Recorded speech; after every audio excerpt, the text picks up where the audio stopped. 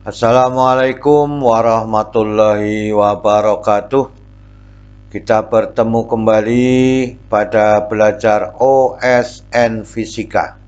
Pada pertemuan ke-19 atau video ke-19, kita masih melanjutkan pembahasan OSN Fisika pada kinematika gerak satu dimensi.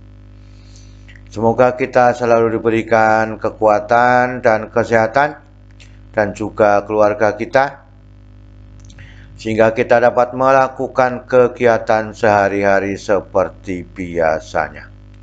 Semoga paparan video ini dapat membantu dan mempermudah belajar OSN pada gerak satu dimensi. Kita lihat pada soal nomor 1.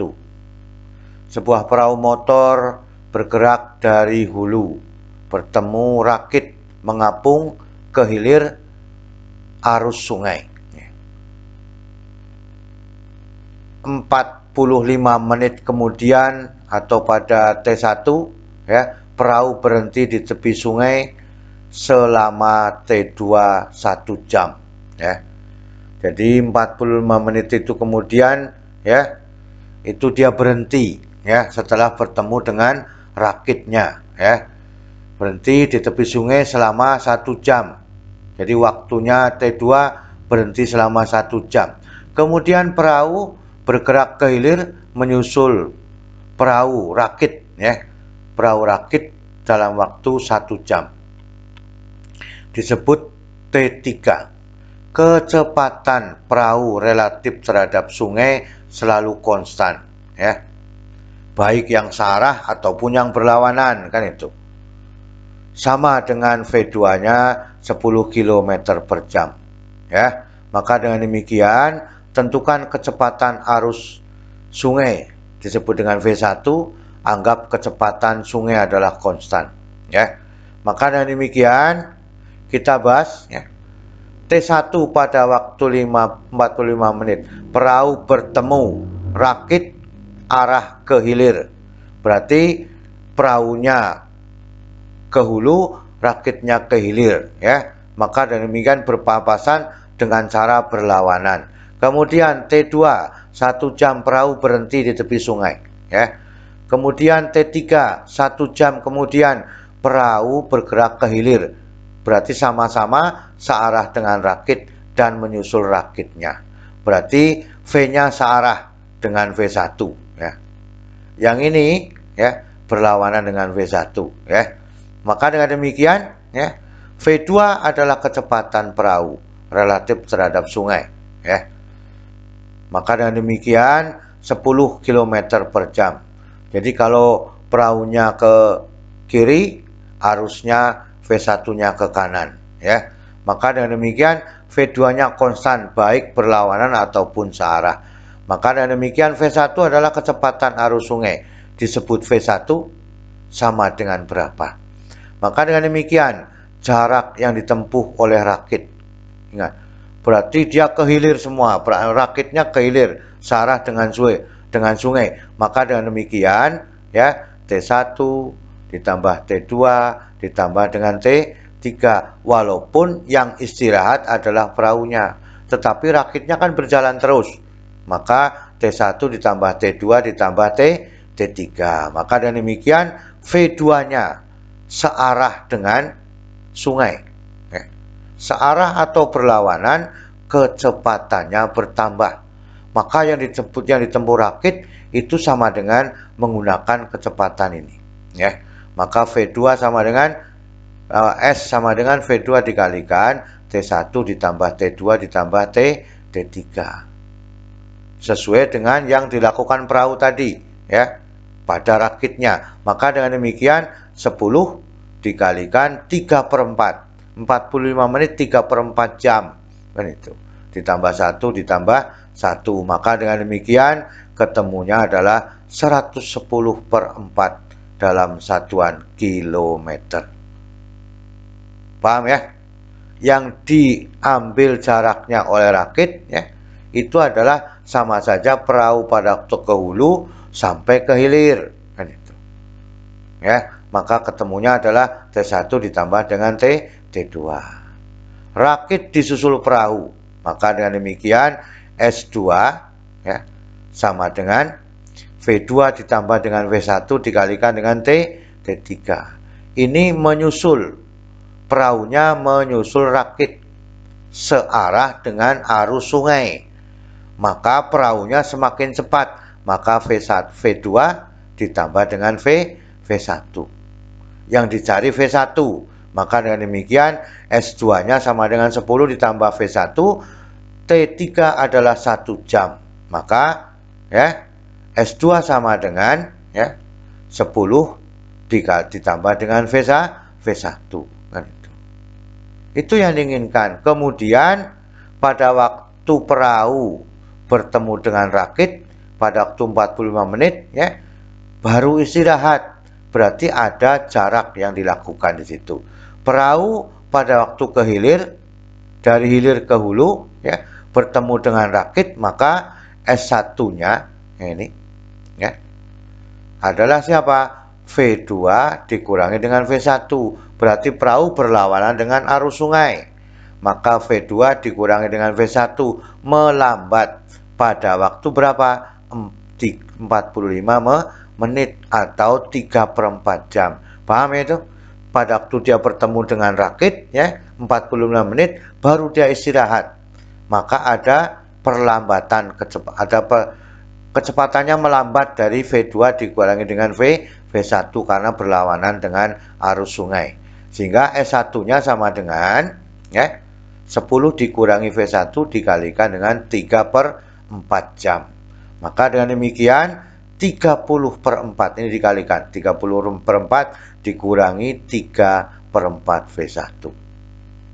Jadi ada 3 bagian persoalan ini yang harus kita pahami. Pada waktu dia ke hilir ketemu rakit ya 45 menit kemudian dia berhenti, berarti ada selisih jaraknya ya. Setelah rakitnya bergerak gitu. Ya, ini di sini ya. Kita lanjutkan.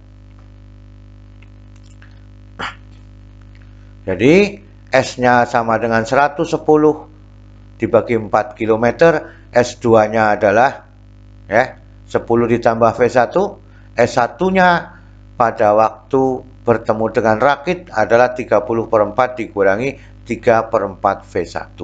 Maka dengan demikian selisih jarak yang diperoleh adalah saat perahu menyusul rakit yang ini ya. Menyusul rakit ya dengan saat perahu ke hulu bertemu rakit selama 45 menit dan berhenti. Maka dengan demikian S-nya adalah S2 dikurangi dengan S1.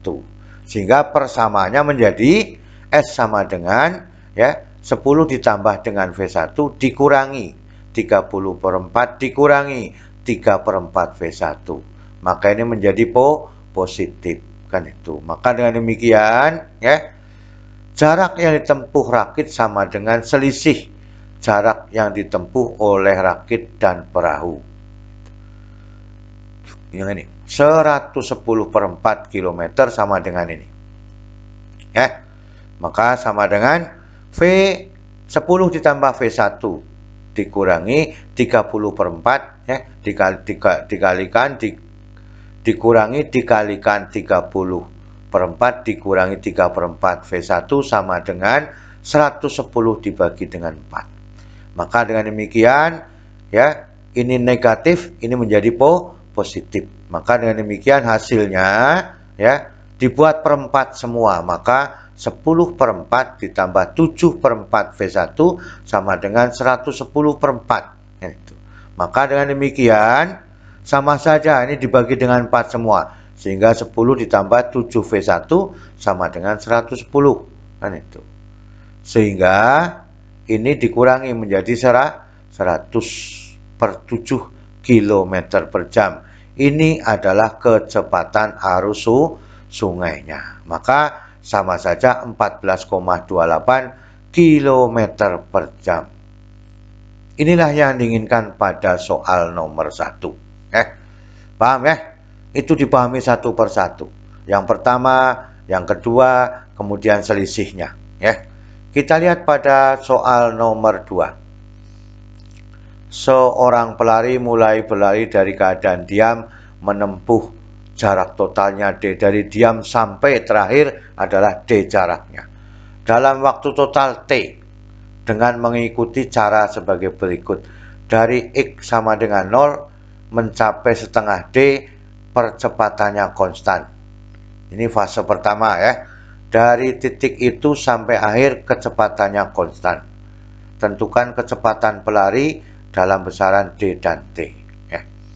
Ada dua ya, ada dua. Berapakah V-nya? Nah, pelari dari keadaan diam adalah V0 ya. Dari mana? Fase pertamanya dari 0 sampai T1. Kita anggap T1 di sini ya. Pada yang bagian pertama, X-nya mulai dari 0 sama dengan A, dia menempuh D per 2. Maka dengan demikian S sama dengan V0 T1 ditambah setengah AT1 dikuadratkan. Ini dari 0 sampai T1. Maka dengan demikian dari keadaan diam sehingga D per 2 ini 0, maka setengah AT1 dikuadratkan. Nah, kecepatannya juga sama karena percepatan konstan. V0 ditambah AT1. V-nya 0, maka menjadi V sama dengan AT1. Itu yang dilakukan. Kemudian pelari tersebut pada fase yang ini ya adalah sampai akhirnya dengan kecepatan konstan pelari pada kecepatan tetap. Maka ya karena seluruhnya T1, karena yang sudah ditempuh adalah keseluruhannya adalah T, yang ditempuh baru T1. Maka pada fase kedua adalah waktu seluruhnya dikurangi dengan T1 ya. Maka jaraknya juga D per 2. Maka dengan demikian S sama dengan V ya. T seluruhnya totalnya dikurangi dengan T1 ya. Itu yang diinginkan demikian. Nah, V-nya sudah ketemu A dikalikan dengan T1. Maka di sini dimasukkan. Maka D2 sama dengan V-nya diganti AT1 dikalikan T dikurangi T1.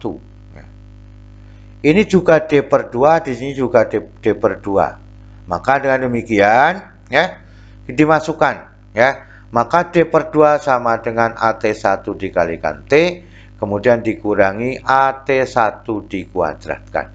Maka dengan demikian jarak 1 dan 2 adalah sama. Yang ini ya sama ya dengan yang ini. Maka dengan demikian D2 sama dengan D2, maka setengah AT1 kuadrat. Yang ini ya sama dengan AT1 dikalikan dengan T totalnya dikurangi dengan AT1 dikuadratkan. Kemudian dikalikan 2 per AT1 ya. Jadi kalimat ini yang tengah ini dikalikan 2 per AT1. Maka menjadi ya T1 ya. Ini masih ada T1 di sini ya. Maka masih ada 2T karena dikalikan 2 masih ada 2T1. Nah, itu. Paham ya?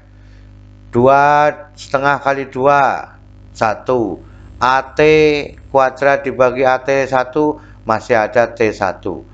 AT1 dibagi AT1 1 dikalikan T totalnya 2T dikurangi 2T1. Maka dengan demikian ini ditambahkan ke sana menjadi ya 3 per 2 ya. Oh 3T ya. 3T1 sama dengan 2T. Maka T1 nya sama dengan 2 per 3 T1. Paham ya dari sini ya. Itulah yang diinginkan. Jadi berapakah kecepatan yang dilakukan ya. Maka diambil jaraknya ya. Diambil jaraknya juga boleh yang pertama ya. Berapakah A-nya? Ya, A-nya dulu kita ambil, boleh ya. Maka dengan demikian D2 sama dengan setengah AT1 dikuadratkan. T1-nya sudah ada, maka dengan demikian kita bisa mengambil harganya. Maka D per 2 setengah A 2 per 3T yang ini. 23 per T dikuadratkan, kemudian baru dikalikan 2 ya. Ini kalau dikuadratkan setengah A 4/9 T kuadrat, kan itu. Yang ini ya. Maka dengan demikian 2 bagi 2 1 ya. Ya boleh. Maka dengan demikian ya D-nya tetap menjadi A 4/9 T dikuadratkan. Kan itu ya. 4/9 ya. 4/9. Maka ini 2 dibagi 2 1, 2 dibagi 2 1, kan itu masih ada 4/9 T total dikuadratkan. Maka A-nya sama dengan 9/4 dibalik D dibagi dengan T dikuadratkan. Waktu totalnya. Karena A-nya sudah ketemu, maka di sini ya V sama dengan AT1. Karena ini cari V-nya. Maka dengan demikian V sama dengan berapa? Sehingga V sama dengan A dikalikan dengan T1. A-nya sudah ada, T1-nya juga sudah ada. Maka 9/4 D per T total dikuadratkan dikalikan 2/3 T. T kuadrat ini ada T, masih ada T, masih ada seperti ya. Kemudian 9 bagi 3, 3. 4 bagi 2, 2. Maka ketemunya adalah 3/2 D dibagi dengan T. Inilah yang kita inginkan. Jadi pada waktu fase pertama ini kita sebut dengan T1. Karena T totalnya adalah T, maka yang belum ditempuh di sini T dikurangi dengan T1. Itu logikanya demikian ya. Seperti itu mengerjakannya. Saya kira kita bisa menggunakan logika itu ya. Kita harus menggunakan logika dengan baik sehingga kita bisa melakukan soal-soal itu kita selesaikan dengan sebaik mungkin ya. Itulah beberapa kesimpulan yang dapat dilakukan pada pertemuan kali ini ya. Selalu semangat belajar karena fisika semakin asik. Terima kasih. Wassalamualaikum warahmatullahi wabarakatuh.